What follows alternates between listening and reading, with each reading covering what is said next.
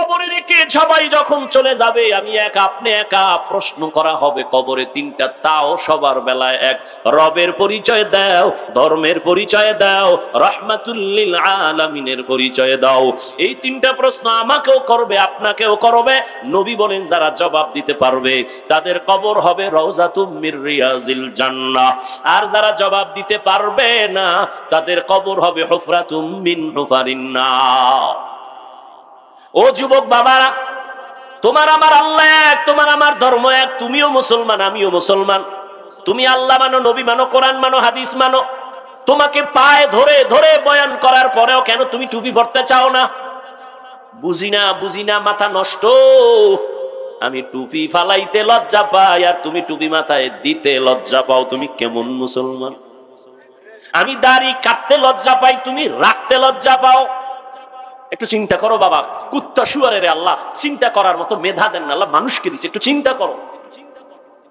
আমি মসজিদে না ঢুকলে লজ্জা পাই আর তুমি মুসলমান মসজিদে ঢুকতে লজ্জা পাও। আমি মুসলমান বেপরদায় চললে লজ্জা পাই আর তুমি পর্দা করতে গেলে লজ্জা পাও, তুমি কেমন মুসলমান? বুঝি না রে বাবা, আমরা কি ভুলে আছি নাকি তোমরা ভুলে আছো? বুঝি না কেন এত তোমরা দূরে, নাকি আল্লাহর কোরআনটা মিথ্যা মনে করেছো? বলো, এখনো যদি কোনো সৎ সাহস থাকে একটা ভুল কোরআন শরীফ থেকে বের করে দাও। আল্লাহর কসম, একটা ভুল যদি এখন বের করে দাও, আমি দাড়ি কেটে ফেলবো, নামাজ রোজা বাদ দিয়ে প্যান্ট শার্ট টাই পরিয়া রাস্তায় নাচ গান করবো। পারবি? ভুল বের করতে পারবি? ১৫০০ বছর পর্যন্ত মহাপণ্ডিতেরা কোরআন শরীফের ভুল বের করার অপচেষ্টা কম করে নাই, কেউ তো পারে নাই, বরং অনেক পণ্ডিতেরা কালেমাওয়ালা মুসলমান হয়ে গেছে। নাই কোরআনে ভুল নাই, আছে? ও যুবক, একটু আমার মাওলাকে সাক্ষী রেখে জিহ্বা নাড়ায় বলো, কোরআন সত্য না মিথ্যা? কত পার্সেন্ট সত্য? দ্বিতীয় জবাব দাও, কোরআন শরীফে জান্নাতের বয়ান আসেনি? তৃতীয় জবাব দাও, কোরআন শরীফের ভেতরে জাহান্নামের বয়ান আসেনি? কে জান্নাতে যাবে কে জাহান্নামে যাবে আল্লাহ তাও বলেছেন, ইন্নাল আবরারা লাফি নাঈম ওয়া ইন্নাল ফুজ্জারা লাফি জাহিম। নেক আমল যারা করবে তারা জান্নাতের পথিক, যারা গুনাহ করবে তারা জাহান্নামের পথিক। জান্নাত যারা পাবে নেক আমল, তাদের জান্নাতটা কেমন হবে আল্লাহ তাও কোরআনে বলছেন, জান্নাতটা কেমন সুন্দর। জান্নাতিন তাজরি মিন তাহতিহাল আনহার, এমন জান্নাত আল্লাহ বানাইছেন যার তল দেশে ঝর্ণা থাকবে, মধুর ঝর্ণা, দুধের ঝর্ণা, শরবতের ঝর্ণা, নহর। মা তাশতাহি আনফুসুকুম, যা চাইবে তাই পাইবে। জান্নাতে কোনো কালো মানুষ থাকবে না, কোনো বুড়া বুড়ি থাকবে না, সব যুবক যুবতী, সুন্দর সুন্দরী। জান্নাতে কোনো বাথরুম নাই, কোনো দুর্গন্ধ নাই। এমন জান্নাত নবী বলেন, যেই জান্নাত এত সুন্দর যা চোখে দেখে নাই, কানে শুনে নাই, অন্তরও কল্পনা করে নাই। আর ওই জান্নাতটা যে পাবে, আজরাইল যখন জানটা নিতে আসবে, যদি জান্নাতি হইয়া কবরে যায়, জানটা যাওয়ার আগে আগে আমার আল্লাহ জান্নাতের ছবিটা তার সামনে ধরে দেখায় দিবে, রেডি হ, এই জান্নাত তোর জন্য রেডি। আর যারা গুনাহ নিয়ে কবরে যাবে তাদের জন্য জাহান্নাম। বলে জাহান্নামটা কেমন আল্লাহ তাও বয়ান করেন, জাহান্নাম কেমন।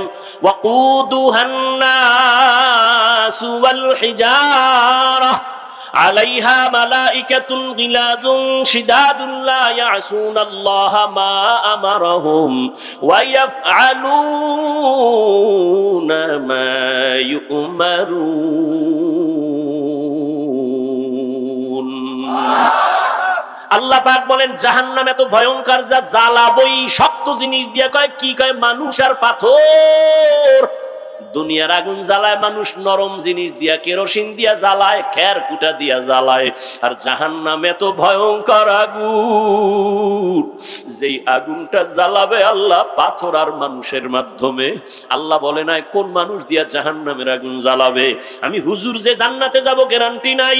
আরে আমারে বাদ দাও না। ওরে আল্লাহ যাদের জান্নাতের টিকিট দিয়া দিয়েছেন 10 জন সাহাবা, জানেন না? ওই 10 জনের মধ্যে প্রথম নামটা কার জানেননি? বলেন বলেন।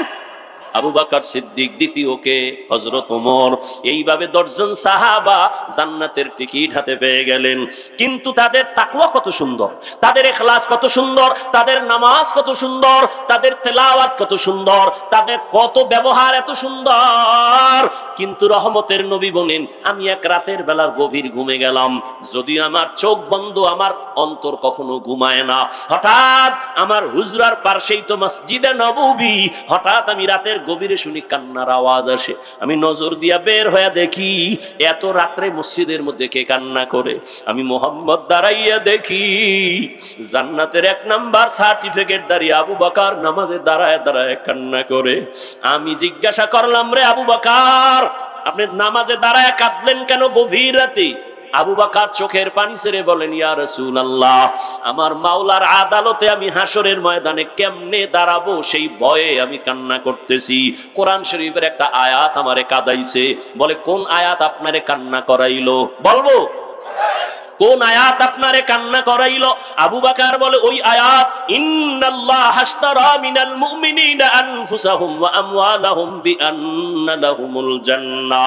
অর্থ কি? আল্লাহ বলেন আমি মুমিনের জান মাল কিনে নিলাম, বিনিময়ে মুমিনের জান্নাত দিলাম। আল্লাহর নবীকে এটা তো খুশির কথা, এখানে কান্নার তো কোনো কথা নাই। আল্লাহ মুমিনের জান মাল কিনা নিছেন, মুমিনের জান্নাত দিছেন। কয়, ইয়া রাসূলুল্লাহ, এর মধ্যে একটা রহস্য খুঁজে পাইছি। কয়, কি? আবু বকর বলেন, ইয়া রাসূলুল্লাহ, আমি তো কাপড়ের ব্যবসা করি। এই ব্যবসায়ীরা ভালো করে শুনো।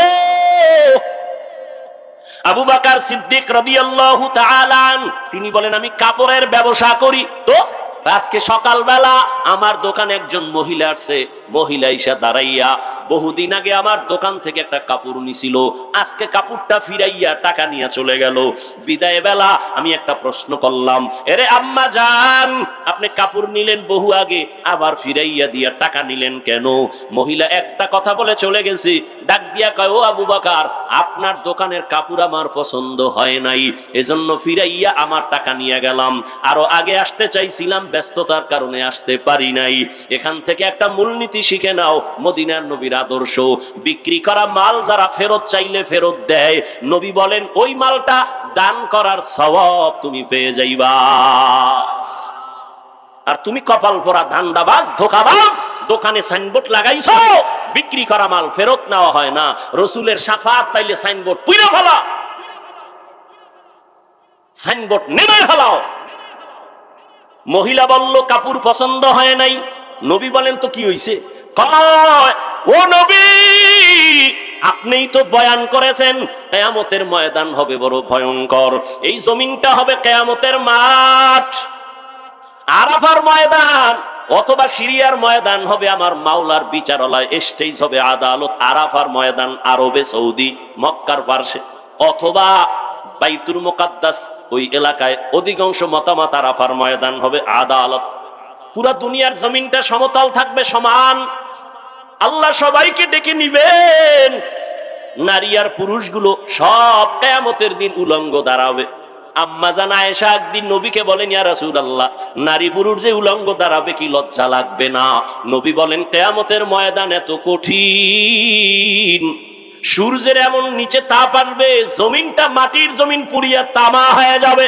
কত যুবক জীবনে মাদ্রাসায় পড়ে নাই, সাক্ষী দিও, জীবনে মাদ্রাসায় পড়ে নাই, স্কুলে পড়ে, কলেজে পড়ে, চাকরি করে, 5 বেলার নামাজ পড়ে, সত্য সাক্ষী দাও, আছে না নাই? তুমি কেন পারবা না রে বাবা? তুমি তোমাকে জিজ্ঞাসা করো, তোমার কপাল কেন খারাপ? তোমার মতো যুবক ব্যবসা করে, চাকরি করে, শ্রমিকের কাজ করে, র্যাব, আর্মি, পুলিশ, বিডিআর এর চাকরি করে, নামাজ ছাড়ে না, রাস্তায় গাড়ি চালায়, নামাজ ছাড়ে না। তুমি কেন পারো না রে বাবা?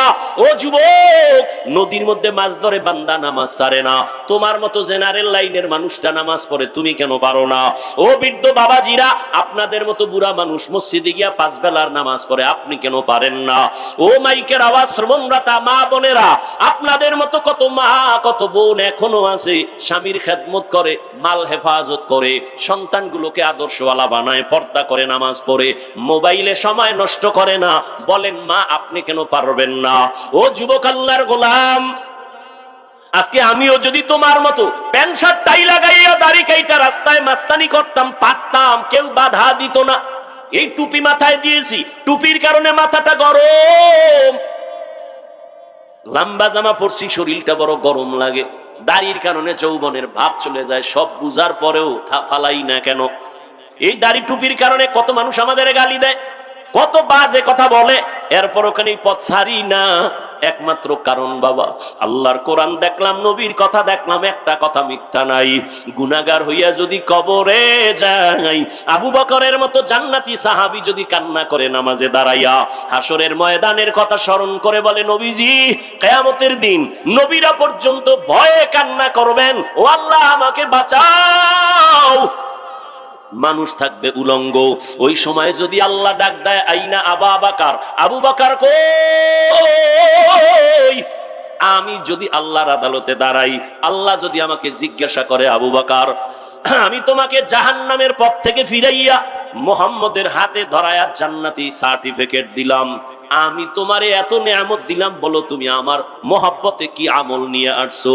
আমি যদি বলি, আল্লাহ নামাজ পড়ছি, রোজা রাখছি, তেলাওয়াত করছি, যাকাত দিছি, দান সদকা করেছি, সব হক ঠিক মতো আদায় করেছি, এবার আল্লাহ যদি বলে মহিলার মতো, যদি আল্লাহ বলে ফেলে, আবু বকর তোমার জান মাল নিয়া জাহান্নামে যাও, আমার জান্নাত আমারে ফেরত দিয়া দাও, আমি যদি বলি, আল্লাহ কেন?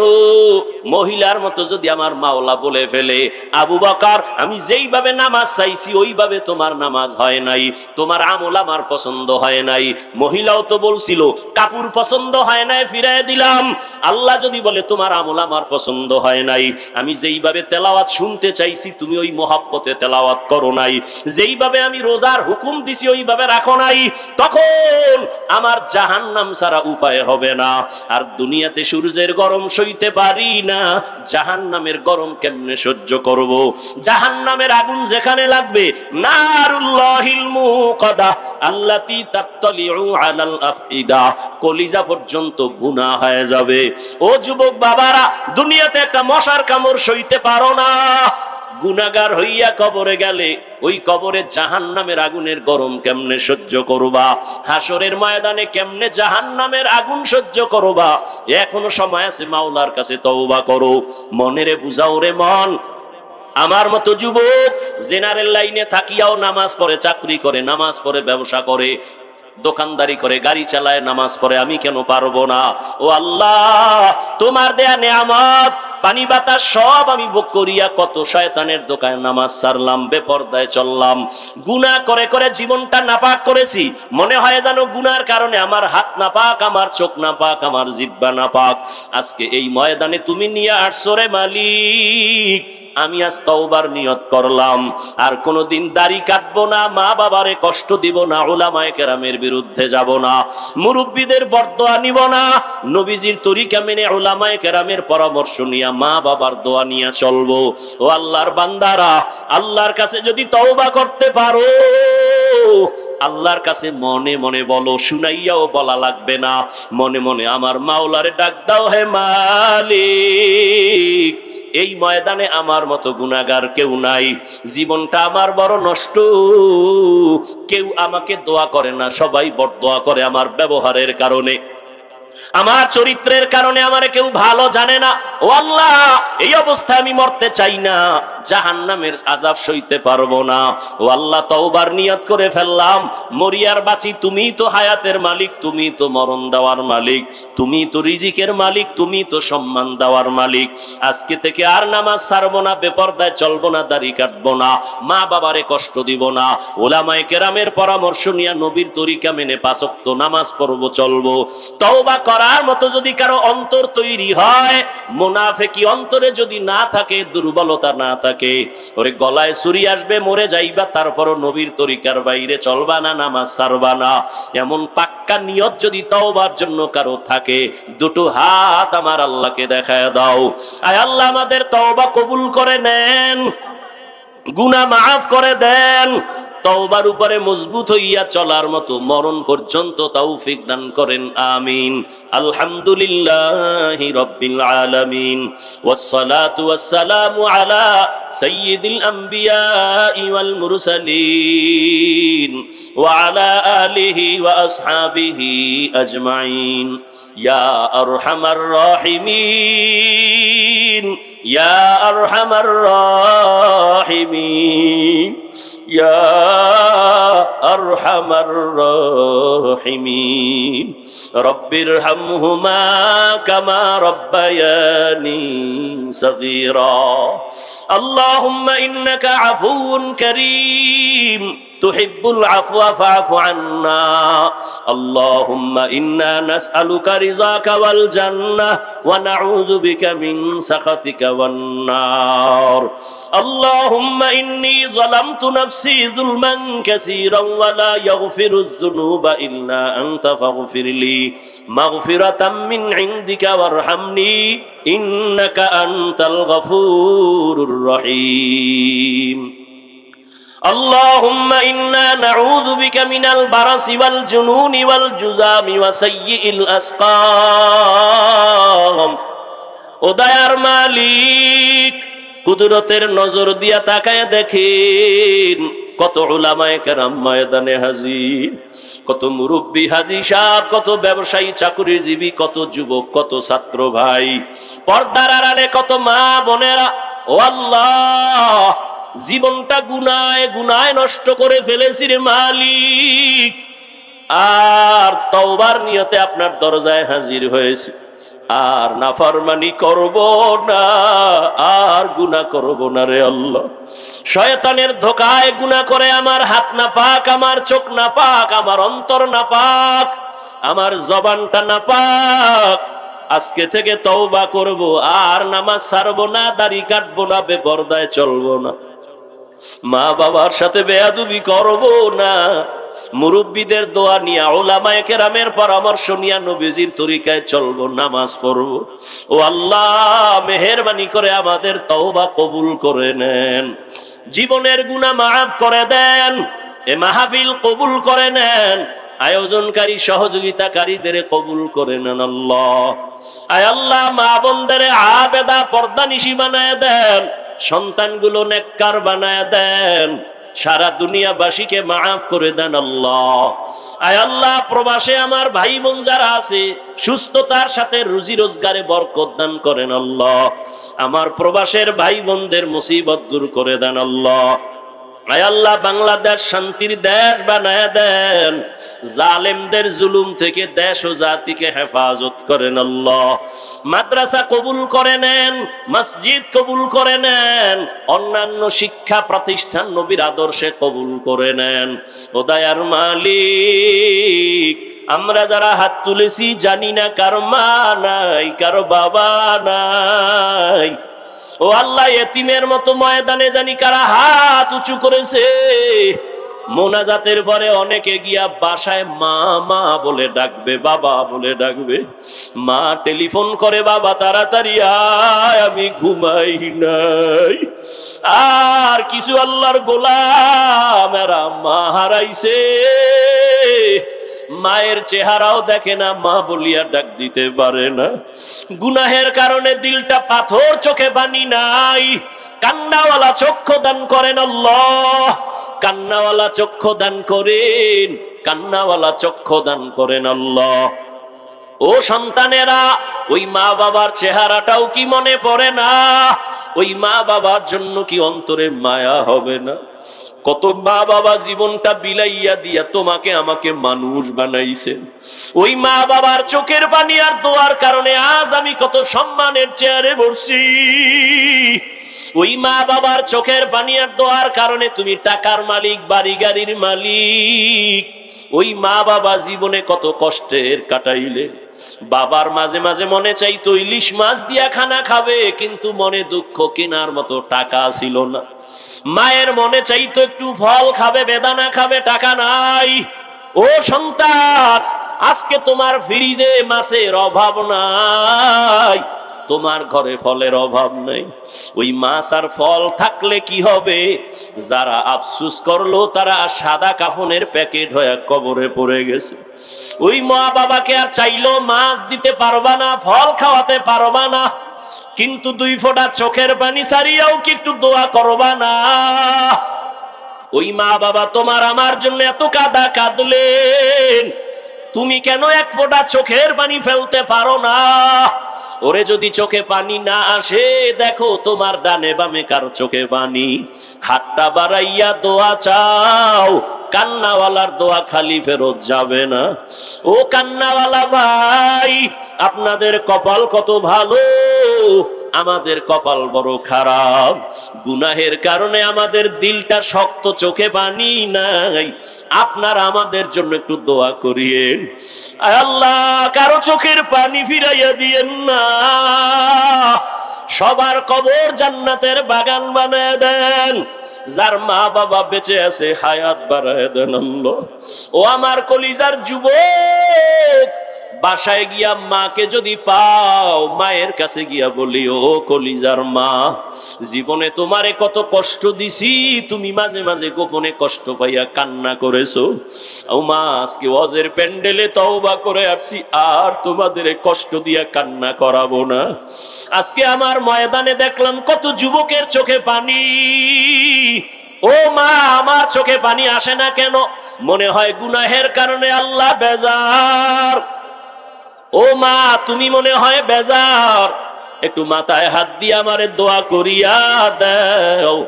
ও যুবক বাবারা, মায়ের দোয়া নেও, হারাইয়া গেলে আর পাবি না রে যুবক। ওই মারে আর জীবনে খুঁজিয়া পাবি না। ওরে মাদ্রাসা বন্ধ দিয়া দিলাম, সব ছাত্ররা মাদ্রাসা বন্ধ, বাড়ি যায়। দুইটা ছাত্র দেখি সিঁড়ির গোড়ায় বৈশা বৈশা কান্না করে। জিজ্ঞাসা করলাম, বাবা কেন বাড়ি যাও না? ওরা বলে, আমরা দুইটা ভাই, আমরা বড় এতিম, অসহায়, আমাদের মা নাই, বাবাও নাই, আমরা কোথায় যাব? বাড়ি যাইয়া মা বলিয়া ডাকতে পারবো না, আব্বা বলে ডাক দিতে পারবো না। আমরা এখানে বসে আছি, আমাদের চাচা আছে, সে যদি নিতে চায় যেতে পারবো, কিন্তু মোহাব্বতের মাও নাই, বাবাও নাই। ও আল্লাহ, এতিমদের মোনাজাত খালি ফিরাইয়া দিয়েন না।